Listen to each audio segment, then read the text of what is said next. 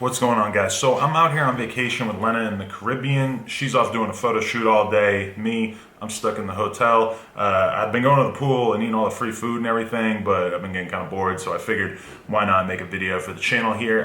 One of the biggest stories to have come out in the past few days is basically this whole thing about Gucci sort of rejecting the idea that Eminem is one of the greatest rappers of all time.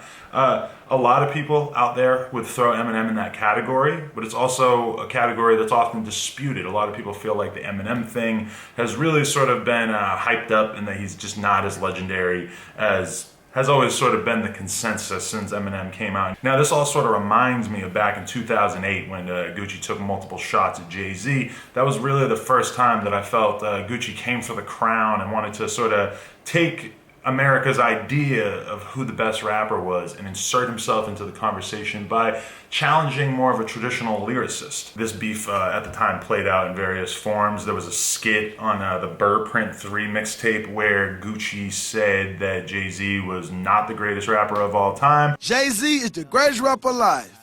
Survey says that's a lie. There was also a Young Jeezy diss that he did in which he spit the bars, Beyonce, oh, that's your fiance. Jeezy is the appetizer, you'll be the entree. And then this was probably my favorite. He had a song called Classical where he said, I'm from East Atlanta Zone 6 where the boys dump bricks, but we don't bump the Blueprint 3. Now, this is just one of the many moves that Gucci Mane has within his repertoire as a rapper, where he's perfectly willing to sort of take on more of the established classic MCs. Now, it should be noted that Gucci did squash this beef with Jay-Z once he got out of jail. I guess the thing that really surprises me here is just the fact that Gucci would be sort of looking to pick this kind of fight in this day and age. It seems like at this point in his life, he's very, very comfortable just sort of sitting back, watching things unfold, focusing on his career, and he really hasn't had any significant beefs with any rappers over the past few years. Now, we don't want to be guilty of misrepresenting what Guap said here, so let's just be clear.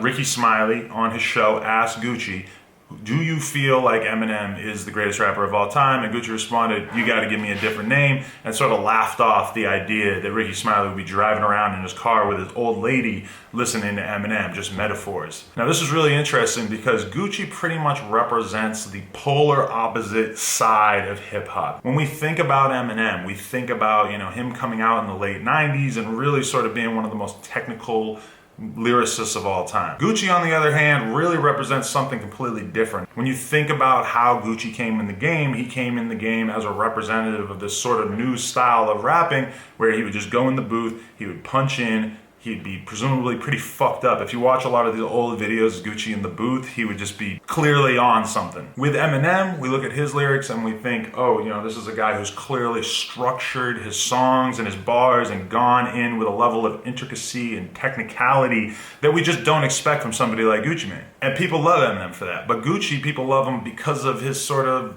volatility. His more recent output over the past few years has been quite different, but when you think about early Gucci, he was really representative of this whole new idea where he seemed like he was just pretty unhinged and he was just in the booth going crazy, saying anything that would pop into his head. When you think about it, one of Eminem's biggest contributions to rap music is basically that he paved the way for a whole generation of Caucasian rappers to come out and do their thing, but he did so by earning the respect of Dr. Dre, who at that time, just like now, is really like an almost untouchable hip-hop presence. But also, Eminem was a guy who came in the game and proved himself by being a real lyricist, who came in rapping better than pretty much everybody else. Gucci, on the other hand, really made a name for himself by coming out the gate and just representing personality and just spontaneity and just the vibe of going in the booth and being ridiculously prolific and making song after song over and over and over in the booth. And as such, he's really inspired like multiple generations of rappers. When we talk about guys who are blowing up over the past year, like say Lil Baby and Gunna, we often talk about them as they're sort of the heirs to the space that Young Thug carved out within hip hop. But then when you think about what Young Thug is and where he came from, I mean, it's almost impossible to think of Young Thug's career without first saying, you know, he's a very significantly post-Gucci Mane rapper. When we think about Thug, I mean, his contribution is clearly post-Gucci because he came out doing the thing of going in the booth and wilding out, punching in bar after bar, but he did it in a way that it was even more eccentric and out of hand than what Gucci was known for. Now, what Gucci said really, to me, is not that controversial, because if you were to ask any rap fan in 2018 what they don't like about Eminem, I feel like almost everybody will come back to the same thing. Eminem is really like the definitive over rapper. He's overtly lyrical, he's overtly technical with his verses, and he really is willing to sacrifice listenability in exchange for those things. Now, it's worth mentioning that Gucci's approach to rapping has changed a lot since he got out of jail a few years ago. Where he used to be the kind of guy who just punched in and was just really going off the dome, it would appear these days that he actually writes his lyrics out.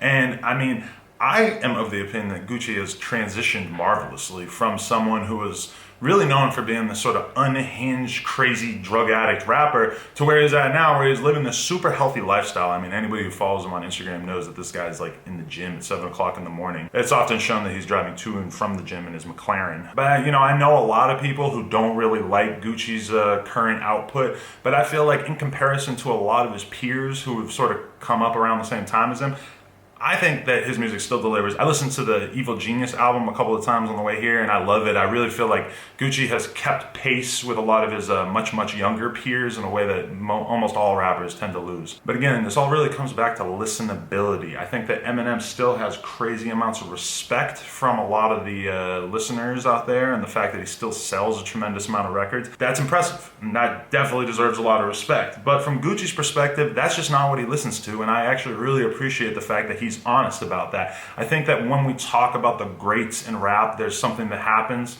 quite often where people tend to show a lot of respect to things that they don't actually listen to. Like for me personally, I grew up listening to, you know, Snoop Dogg, Dr. Dre, Wu-Tang, Tupac, all this kind of stuff. And so if I were to make a list of my most influential rappers or rap groups of all time, I would probably gravitate towards a lot of the stuff that I listened to when I was younger. It's pretty obvious to me that Gucci has never really had much of a listening relationship with Eminem. And although people tend to just put Eminem in that greatest rapper of all time category, I appreciate that Gucci's honest about the fact that that's just not what he listens to, and he has a hard time imagining anybody else listening to. It's really just an issue of values. Like, what do you value in rap music? Gucci clearly doesn't really care about lyricism to the same extent that Eminem does. If you really want to look at what makes Eminem different from a lot of rappers, it's that he has this really almost bizarre level of dedication to lyricism. Anybody who talks about him and what his creative process is like, they always say Eminem is in the studio, is writing constantly, he's working on verses in a way that really probably seems